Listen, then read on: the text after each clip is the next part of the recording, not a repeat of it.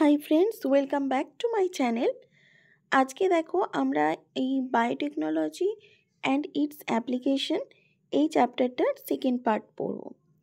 এখানে আছে যে বিভিন্ন রকমের এগ্রিকালচারাল অ্যাপ্লিকেশন যেগুলো আছে সেইগুলো নিয়ে এখানে আলোচনা করেছে।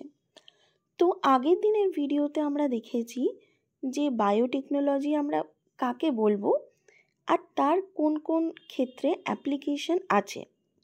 আমাদের আগের দিন একটা ব্রিফ আমরা ধারণা পেয়েছিলাম, আর আজকে আমরা ইন ডিটেলসে এগ্রিকালচারাল ফিল্ডে ঠিক অ্যাপ্লিকেশনটা কোথায় কোথায় আছে সেই সম্পর্কে আলোচনা করব। তো তোমরা যদি আমার চ্যানেলে নতুন হয়ে থাকো তাহলে তোমাদের বলবো যে আমার আগে অনেক প্লেলিস্ট আছে, অনেক ভিডিও আছে, তো তোমরা একবার সেগুলোকে দেখে নিতে পারো, হয়তো তোমাদের সুবিধা হবে। তো চলো আজকের ভিডিও শুরু করি। এখানে হেডিংয়ে আছে বায়োটেকনোলজিক্যাল অ্যাপ্লিকেশনস ইন এগ্রিকালচার। মানে সবাই আমরা বুঝতেই পারছি যে এগ্রিকালচার ফিল্ডে বা এগ্রিকালচার বলতে আমরা যেটা বুঝি মানে চাষবাস করা। তো সেই চাষবাস করার ক্ষেত্রে বায়োটেকনোলজি আমাদের কিভাবে হেল্প করছে সেইটা আমরা পড়ব। দেখো কি বলছে, let us take a look at the three options that can be thought for increasing food production. বলছে যে আমরা একবার দেখে নিই যে ওভারঅলি কীভাবে আমরা ফুড প্রোডাকশনটা ইনক্রিজ করতে পারি। অ্যাগ্রোকেমিক্যাল বেসড এগ্রিকালচার একটা হয়, একটা বলছে organic agriculture and genetically engineered crop based agriculture. এইটুকুর মধ্যে বোঝার সেরকম কিছু নেই বা এইটুকুর মধ্যে সেরকম কোয়েশ্চেন আসারও নেই। তো নেক্সট পার্টটায় আমি ডাইরেক্ট যাচ্ছি। দেখো কি বলছে, the green revolution succeeded in tripling the food supply but yet it was not enough to feed the growing human population.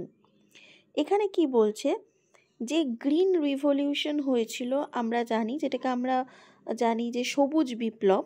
তো সবুজ বিপ্লব বা গ্রিন রিভলিউশনের ফলে কি হয়েছে যে ফুড সাপ্লাই অনেকটা বেড়ে গেছিল, যা যা হয় তার 3 গুণ হচ্ছিল, কিন্তু তবুও সেইটা কম পড়ে যাচ্ছিল গ্রোয়িং হিউম্যান পপুলেশনের কাছে। যে হারে মানুষের বৃদ্ধি হচ্ছিল বা যে হারে জনসংখ্যা বৃদ্ধি পাচ্ছিল সেই হারে কিন্তু গ্রিন রিভলিউশনটা 3 গুণ হলেও মানুষের পপুলেশনের কাছে সেটা কমই ছিল।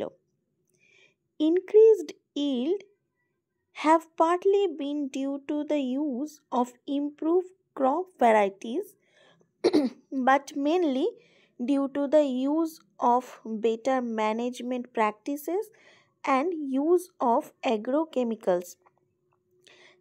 এখানে কি বলছে যে এই যে ইনক্রিজড ইল্ডস যেটা আমরা পেয়েছি গ্রিন রিভলিউশনের ফলে, সেইটা তো ক্রপ ভ্যারাইটির জন্য আছেই, যে আমরা উন্নত মানের ক্রপ ভ্যারাইটি মানে ফসলের দানা আমরা ইউজ করছি সেটা তো আছেই, তার কিন্তু তার থেকেও বেশি যেটা ম্যাটার করছে সেটা কি বলছে না অ্যাগ্রোকেমিক্যালস মানে তার মধ্যে তোমার পড়ে যাচ্ছে বিভিন্ন রকমের ফার্টিলাইজার্স, বিভিন্ন রকমের পেস্টিসাইডস, আর হচ্ছে ম্যানেজমেন্ট করা। মানে কোনো একটা ধরো তুমি সবজি ফলন করছো, তো সেইটা ঠিক কোন টেম্পারেচারে থাকবে বা সেইটার কতটা পরিমাণ জল লাগবে, ঠিক আছে, কতটা পরিমাণ সেখানে হিউমিডিটি থাকবে। তো এই সমস্ত জিনিসগুলো যে ম্যানেজমেন্ট প্র্যাকটিস আর এগ্রোকেমিক্যালস জিনিস, এই সমস্ত ইউজের জন্য কিন্তু এই ইনক্রিজড ইল্ডসটা আমরা পেয়েছিলাম green রিভলিউশনে। However, for farmers in the developing world, agrochemicals are often too expensive and further increases in yield with existing varieties are not possible using conventional breeding. এখানে কি বলছে, যদিও বা আমরা দেখতে পাচ্ছি যে এই অ্যাগ্রোকেমিক্যালসের যে জিনিসগুলো যেমন ফার্টিলাইজার্স, পেস্টিসাইড, এগুলো খুব ভালো, ইমপ্রুভ ক্রপ ভ্যারাইটি যেটা আছে সেটাও অনেক ভালো, ম্যানেজমেন্টও ভালো। কিন্তু এই যে সমস্ত জিনিসগুলো লাগছে, এই অ্যাগ্রোকেমিক্যালস, ফার্টিলাইজার, পেস্টিসাইডস, তারপরে ক্রপস, এগুলো কিন্তু মানে ফার্মার্সদের কাছে খুব বেশি এক্সপেন্সিভ হয়ে গেছিলো। আবার তারা হচ্ছে কনভেনশনাল ব্রিডিংও করতে পারছিল না, কারণ হচ্ছে যে প্রচুর পরিমাণে চাহিদা আছে, হিউম্যান পপুলেশন বাড়ছে। তো এটা সম্ভব নয় যে কনভেনশনাল ব্রিডিং যেটা ছিল আগে আগে যেরকমভাবে হতো, তো সেইভাবে চাষ করে সাপ্লাই দেওয়া, ডিম্যান্ড সাপ্লাইয়ের রেশিও তখন কিন্তু ব্যাঘাত ঘটবে। তাই কনভেনশনাল মেথডটাও মানে করতে পারবে না। আর নতুন যেটা চলছে মানে গ্রিন রিভলিউশনের জন্য যেটা হচ্ছে তোমার এই অ্যাগ্রোকেমিক্যালস ভালো, ভালো পেস্টিসাইড, ভালো ফার্টিলাইজার, এগুলোও ফার্মার্সরা অ্যাফোর্ড করতে পারছে না, কারণ হচ্ছে এগুলো হচ্ছে অনেক দামি, এগুলো টু এক্সপেন্সিভ, মানে এর খরচাটা অনেক বেশি। As traditional breeding techniques failed to keep pace with demand and to provide sufficiently fast and efficient systems for crop improvement, যেটা এখন আমি বললাম যে ট্র্যাডিশনাল ব্রিডিংটা হচ্ছে যে তোমার যে হারে ডিম্যান্ড আছে সেই হারে তোমার সাপ্লাই কিন্তু করতে পারবে না, তাহলে ডিম্যান্ড আর সাপ্লাইয়ের রেশিওতে ব্যাঘাত ঘটছে। আর কি হচ্ছে যে মানে ওটা হচ্ছে তোমার ফাস্ট হতে পারবে না, একটা ক্রপ তুমি বসালে যে সেটা ফাস্ট গ্রোয়িং করলো, সেটা ফাস্ট গ্রো করছে না তুমি যদি কনভেনশনাল মেথড করো। তো এই সব সমস্যাগুলো হচ্ছে দেখা যাচ্ছে। এই সব সমস্যাগুলো থেকে অন্য বের করার জন্য আর একটা টেকনোলজি এলো, সেটাকে বলছে tissue culture. Another technology called tissue culture got developed. একটা অন্য টেকনোলজি নিয়ে আসা হলো, সেটাকে বলছে টিস্যু কালচার। এই টিস্যু কালচার নামটা তোমরা সবাই শুনেছো, ডিটেলসে জানো না, আমাদের বেশি ডিটেলসে এক্ষুনি জানার দরকার নেই। তোমরা যদি কেউ পড়ে, যদি বায়োটেকনোলজি বা অন্য কেউ কোনো সাবজেক্ট নিয়ে পড়ো, তখন তোমরা এই টিস্যু কালচার নিয়ে আরও অনেক কিছু পড়বে। এই টিস্যু কালচারের ইন্ডিয়াতে অনেক ল্যাব আছে যেখানে টিস্যু কালচার নিয়ে রিসার্চ করা হয়, তো তোমরা সেগুলো নিজের ইন্টারেস্টে দেখতে পারো। সেগুলো যদি আমি এখানে বলতে যাই তো অনেক বড় ভিডিও হয়ে যাবে। আচ্ছা, তো তাহলে কি হলো যে ট্র্যাডিশনাল ব্রিডিংয়ে হচ্ছে ফার্মার্সরা পারছে না কনভেনশনাল যে মেথডটা, আর হচ্ছে অ্যাগ্রোকেমিক্যালসও ইউজ করতে পারছে না কারণ তার কস্টটা বেশি। সেই জন্য আর একটা নতুন টেকনোলজি এলো, সেইটাকে বলছে tissue culture. What does tissue culture mean, যেটা সবারই প্রশ্ন যে টিস্যু কালচার মানেটা তাহলে কি।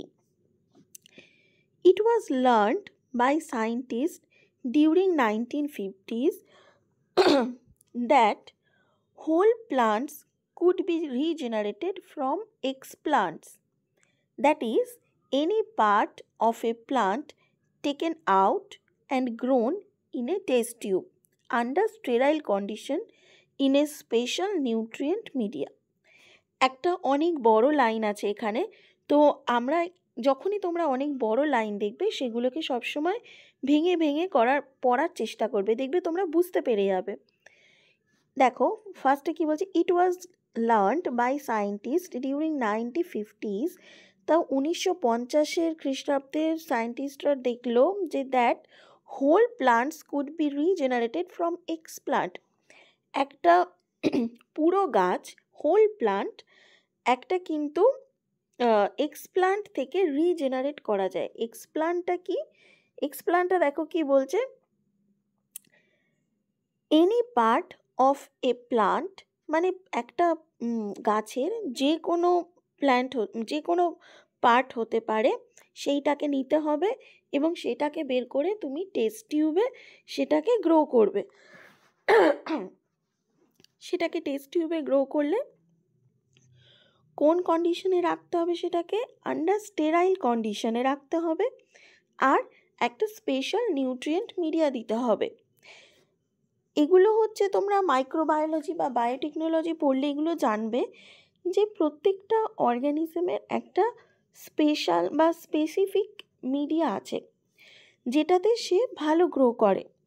তো এই ধরনের এক্সপ্লান্টস মিডিয়া মানে হচ্ছে যেখানে হচ্ছে কোনো ব্যাকটেরিয়া বা কোনো অর্গ্যানিজম, টিস্যু, সেল সেটাকে গ্রো করা হয়।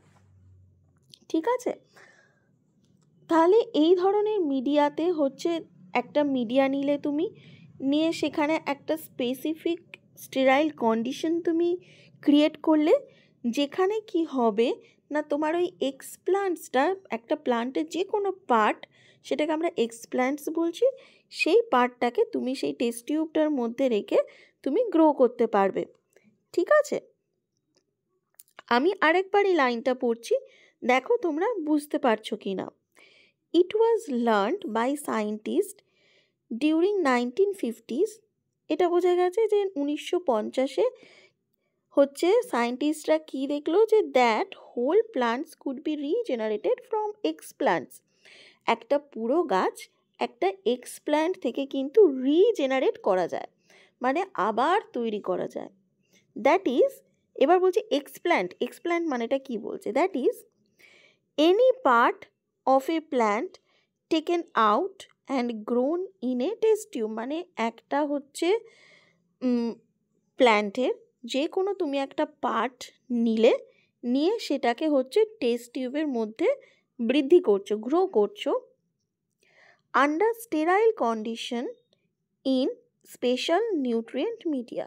একটা স্টেরাইল কন্ডিশন ক্রিয়েট করা হয়েছে, মানে যে টেম্পারেচার দরকার বা যে পরিমাণ সূর্যের আলো দরকার, তো সেইগুলো সব কৃত্রিমভাবে তুমি ল্যাবের মধ্যে সেট আপ করেছো। যেমন হচ্ছে একটা খুব সহজ এক্সাম্পল তোমরা জানবে যে টেস্ট টিউব বেবি যেমন হয় ল্যাবেতে তৈরি করা হয়, যে ওটাকে একটা ওই রকম মানে উম্বের মতো একটা এনভায়রনমেন্ট ক্রিয়েট করে ল্যাবেতে ফার্টিলাইজটা করা হয়।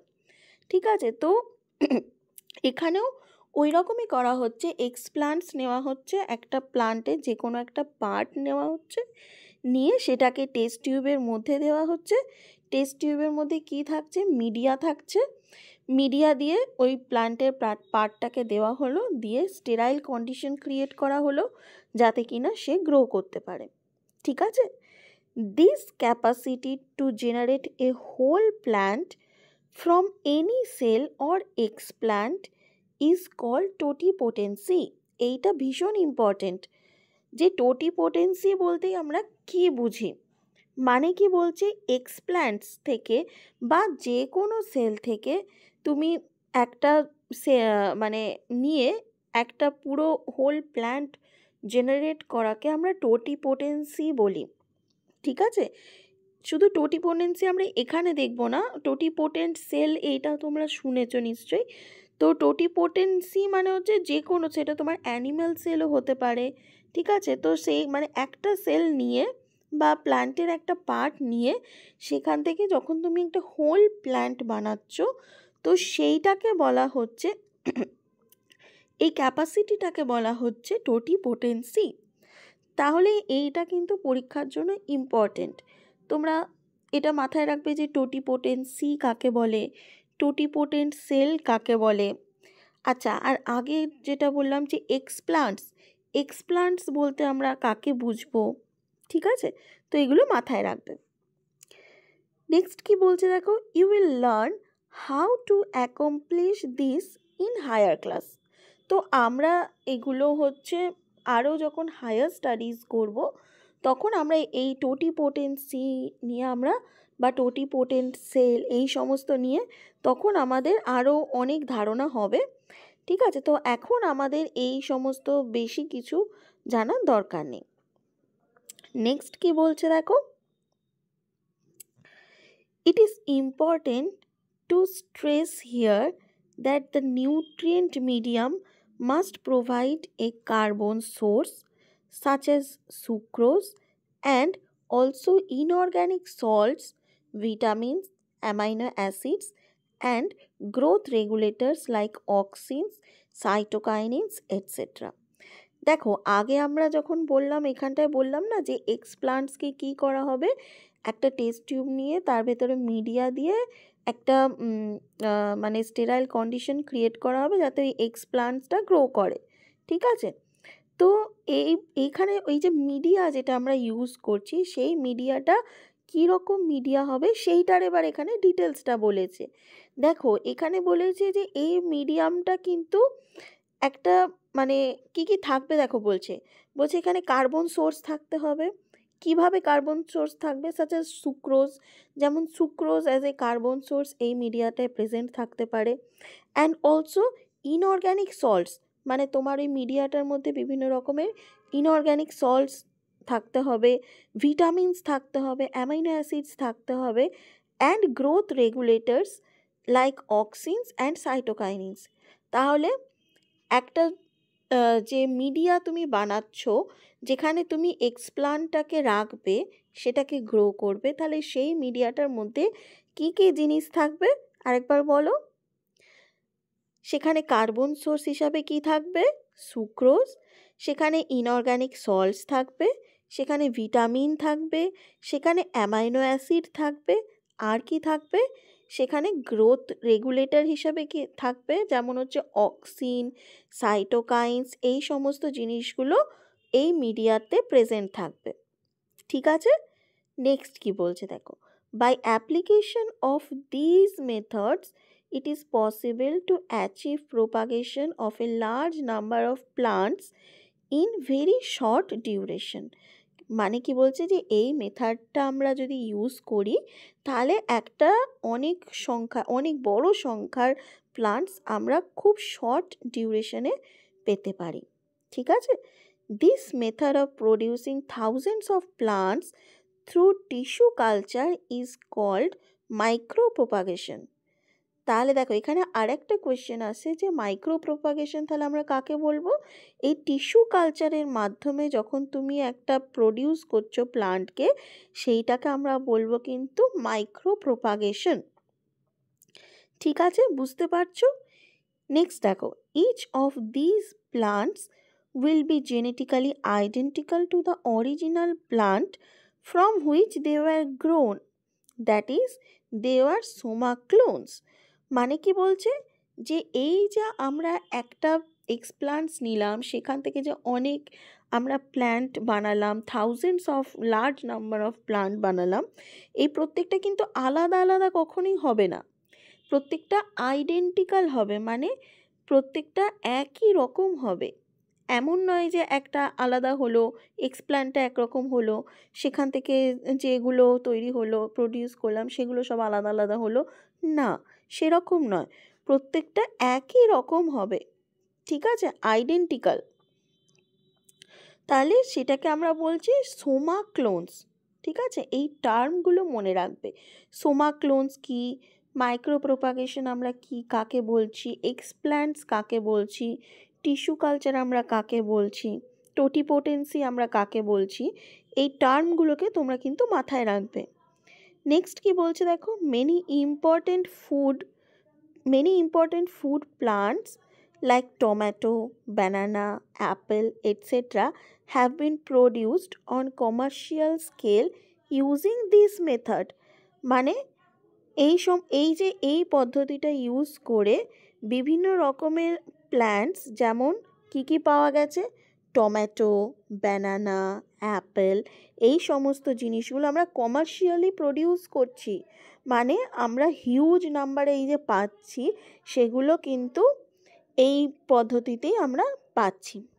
Try to visit A tissue culture laboratory with your teacher to better understand and appreciate the process. এখানে বলছে যে তুমি যদি পারো তাহলে তোমাদের কোনো এক্সকারশনে স্কুল কলেজ থেকে যদি কোনো একটা ল্যাবরেটরিতে, টিস্যু কালচার ল্যাবরেটরিতে নিয়ে যায় তাহলে সেটা সব থেকে ভালো হয়। ঠিক আছে? তাহলে আজকের ভিডিওটা এই পর্যন্তই থাক, অলরেডি 20 মিনিট হতে চললো।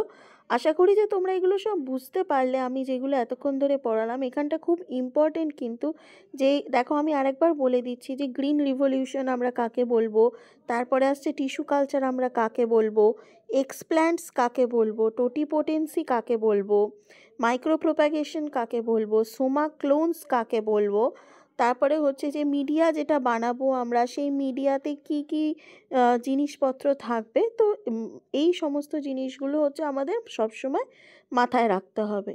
ঠিক আছে? তো তোমাদের ভিডিওটা যদি ভালো লাগে তোমরা কিন্তু অবশ্যই একটা লাইক করে দিও আর বন্ধুদের সাথে শেয়ার করো।